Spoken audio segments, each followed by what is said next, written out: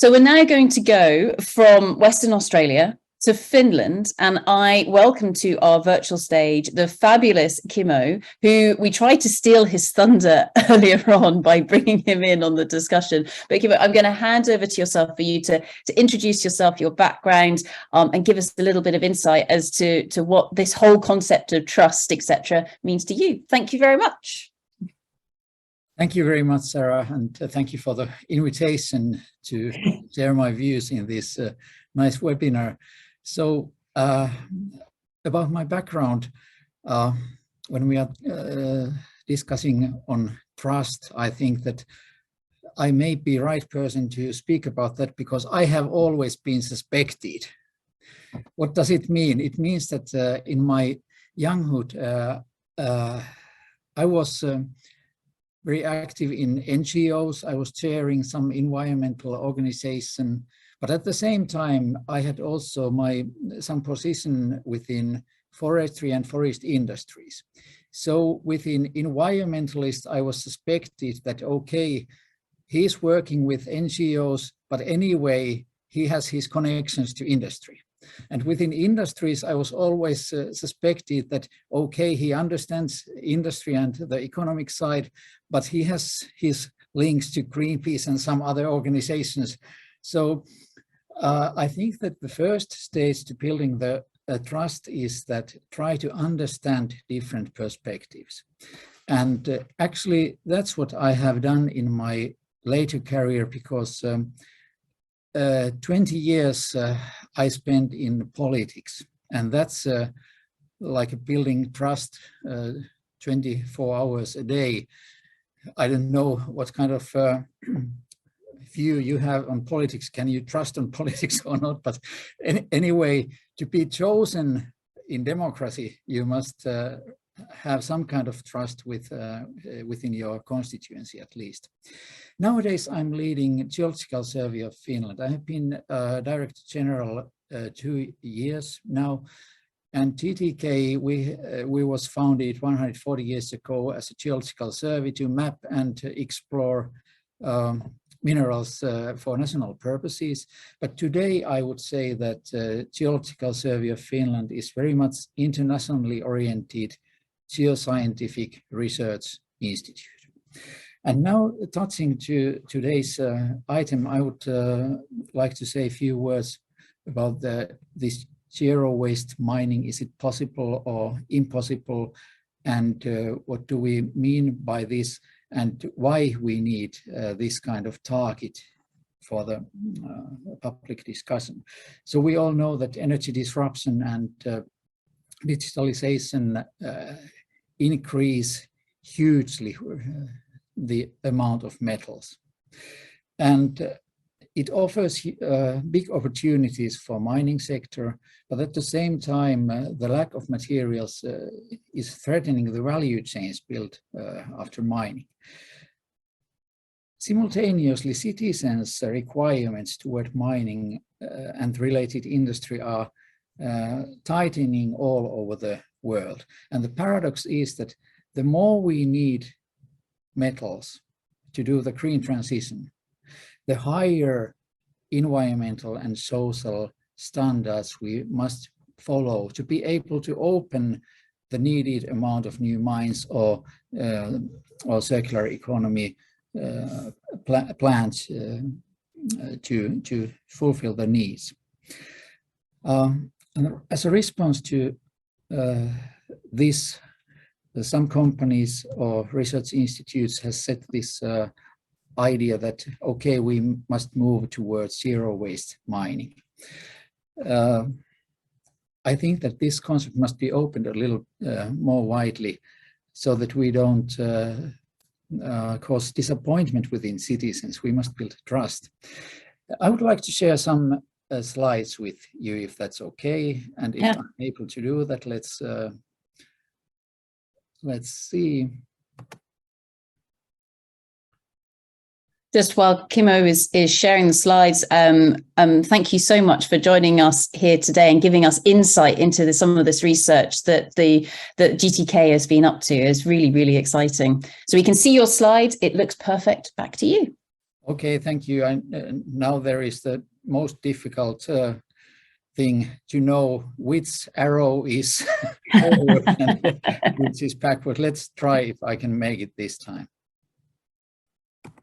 No, I can't.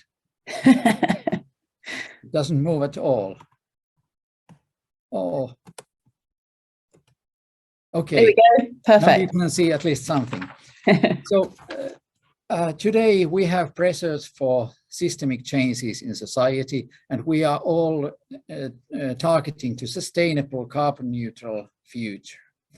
And it's also said in our strategy that TTK's task is to provide companies and societies with solutions to accelerate the transition to a sustainable carbon neutral future. So the situation is that we need something more and something less. And simply, we need more resources to do the carbon neutral future. We need more sustainable production of raw materials, both primary and secondary ones. We need traceability of minerals, and we need circular solutions. And what we need less is simply mining waste, negative impacts of mining, CO2 emissions, and material loss in design. I think this is very, very clear. Now I'm jumping to forest industry, just because I know that best about the industries, and just because I have some nice story to tell about this. So right now I'm living on an island of Lake Saimaa, the biggest lake in Finland. And in my childhood, there was a huge pressure towards forest industries. Forest industry is polluting our waters. You have to do something. And this figure shows the something they had done with last 30 years to purifying the processes and cutting all kind of emissions. And actually these figures are the total number of all industries. That means that the best one, we can really call them zero waste industries. Today, no one is worried about within my surroundings that forest industry is polluting our waters, because they have trust on the changes that companies have made. But at the same time, when there is news that some mineral exploration companies starting to work around the lake, from the next day you can see strong public opposition that no, we don't want to have any mining related activities here because they can't come to pollute our waters. So the comparison between these two branches of industries is so evident in my everyday life in that surroundings. But I believe that once this kind of development we can see in this figure is possible in some branch of industry, it's doable also in other branch of industry. And I do believe that we can do that part of zero waste mining, that we can purify the wastewaters and go to closed loops of waters and reduce almost all hazardous chemicals, chemical emissions. So that can be done. But the more problematic is that here you can see a nice picture about the circularity of materials processing. But the bad thing is that this is not the reality. The reality is like this. So we can say that mainly we are producing side rocks, and mainly we are producing tailings, and then we have some thin side flow of nickel and cobalt or something metal that we are really producing. So when we think about the amount of the volume of material, most of it at the moment is waste in mining sector, and this is something that is much more difficult to do, to just purifying the processes. So TTK has developed this kind of concept that once you are planning to open a mine, you can start to work to design out the amount of waste and optimize the content of waste. That starts from the beginning that you have to very well know the content of the ore that you are going to use. And once you do that well beforehand, you can find different fractions that may be usable in some part of society, and which may be profitable to take out in the process. And at the same way, you can also think about the waste management. And when you combine both of these, the result is that what now comes to waste, part of it can be converted to new products, and then the waste part, the biggest amount, it can be treated in a way that it's, let's say, almost harmless, less hazardous waste. And then the real hazardous fraction can be minimized, the volume of that. So that's a nice principle. But then what GTK, we have something unique. We are not just thinking theoretically of these issues. We are working with companies in our unique facilities, GTK Mintec.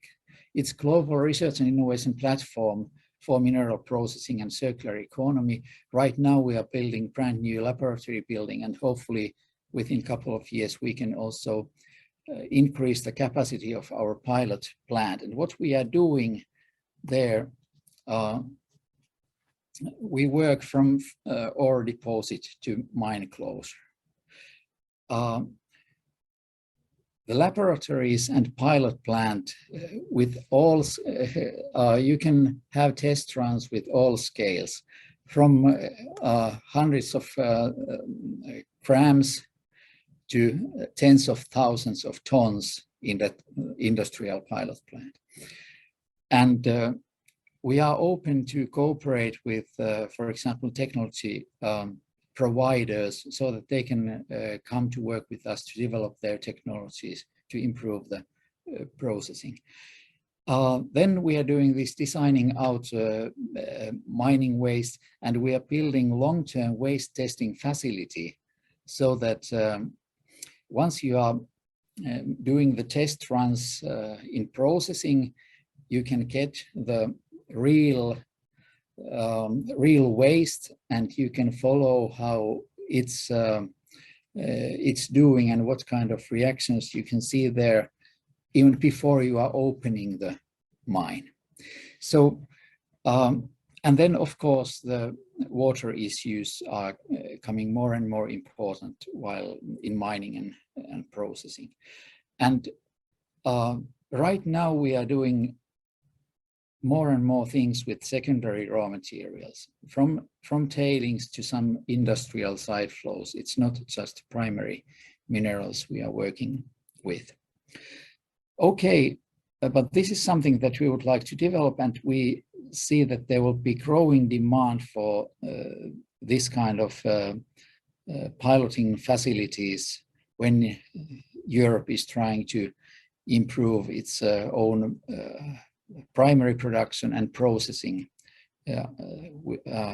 after Critical Raw Material Act. To summarize, our target is that we accelerate the transition to sustainable carbon neutral world, and we run a project in all key areas covering this mining and mineral production sector. We believe that we can take the needed steps forward only with good cooperation with private and public sector, with academia and companies. And then the green transition, it's so huge challenge for us that it calls for global solutions and global responsibility. And therefore, it was my pleasure to share some of these ideas today with you. Thank you so much. Kimmo, thank you so much for giving this insight into what GTK is up to, but also as well the case study with regards to the forestry sector in Finland. I think that is absolutely fantastic. And actually, I guess the uplifting message to say, if the trust can be built with regards to, say, forestry, then there's no reason why we can't build that trust with regards to mining as well. So everybody, a massive round of applause for Kimmo. Absolutely fantastic. Kimmo, I've got a question from my end, and if people do have questions for Kimmo, please do feel free to put them into the chat or into the QA, or just raise your hand. So Kimmo, I'm really looking forward to it. So I'm coming to visit you in just over a month's time. So thank you so much for the invitation. And I've had lots of messages during the talk of everybody saying, "Oh, we're so jealous that that's where you're going." So this is an opportunity, I guess, for GDK to share some of the research that you're doing with a lot of individuals from across the circular economy and circularity population. I suspect that some of those individuals will not be geoscientists, will not be technical. So how do you go about sharing some things that are really, really technical with people who maybe don't have that foundation or that skill set of the scientific understanding? Do you have hints and tips with how do you share technical stuff with people who are not technical minded? Oh, that's problematic. And I think that what I have learned in politics is that speak so simple language that you can understand it yourself. so that's the good hint. And I think that no matter if we are geologists or technical experts, we should be able to open the issues very simply when we are talking to persons who come from different perspective. And this circular economy issue, World Circular Economy Forum that you are going to participate, it has been arranged about 6 years now in Finland, in Japan, in Canada, in Africa, and now it's returning to Helsinki. And I think that it's really good step forward that mineral sector is involved first time really this year, because it's impossible to build circular economy worldwide without having mineral sector built in. And to be honest, you can recycle only issues that exist, but we are lacking huge amount of metals. The first generation in electrifying our societies and traffic and transportation and so on. So we must have huge amount of primary minerals available for these kind of green investments. But once we do that, we must keep in mind that most of these materials could be recycled later, so that we can build mineral sector as part of circular economy concept in future. And it's very fruitful, I wish, that mineral sector is discussing with other experts concerning circular economy and the economical models of that, and so on and so on. So glad to have you in Finland. I'm really looking forward to it. I think it's going to be fantastic. And so one final question, just building on that, Kimmo. So we're talking about that, I guess, the collaboration and the sharing sideways into other disciplines. But how about with regards to across Europe as well? So with regards to, say, the Critical Raw Materials Act and the real focus now on minerals and mining, but also GDK is one of the most respected institutions with regards to the research that you're doing. Are you seeing a lot of collaboration sideways across Europe with other similar organizations to say, okay, on a European basis, how do we deal with some of these problems that we have in the raw materials space? Are you seeing an increase in pool, or has it always been collaboration there? I think that we have always been collaborating, but we need much more of that in future, and not only within EU, but also with our neighbors like UK and Norway and Switzerland and so on and so on, and throughout the Western world, and also with our this EU proposal. It also covers partnership countries, and I think that TTK may have also a role in building that kind of trust with our partners and developing the mineral sector responsible way in some African and Asian countries as well. So we are very willing to cooperate within Europe and globally with our limited resources, of course, but we try to do our best.